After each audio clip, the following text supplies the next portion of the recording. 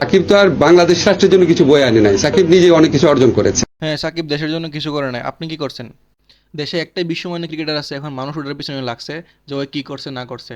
আরে ভাই, ওর মতো একটা প্লেয়ার 7 জন্ম খুঁজলে পরে তো বার করতে পারবো না বাংলাদেশে ক্রিকেটের যে অবস্থা, যে প্লেয়ারগুলা খেলে নিজের জন্য, দেশের জন্য কিচ্ছুই খেলে না। হ্যাঁ, হইতে পারে সাকিবের অনেক বাজে জিনিসের পিছনে নাম আছে। হ্যাঁ, যেটা খারাপ ওটা খারাপ বলবেন, তার মানে এটা না আপনি কইতে পারেন যে দেশের জন্য কি করছেন। আরে দেশের জন্য কি করছে না করছে ভাই আমরা জানি, যারা এই খেলাটা দেখি।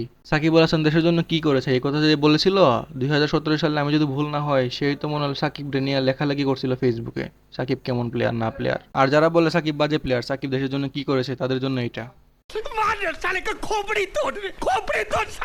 আর কোটা আন্দোলনের সময় তো সাকিব আল হাসান দেশেই ছিল না, তাইলে সে কিভাবে হত্যা মামলার সাথে জড়িত?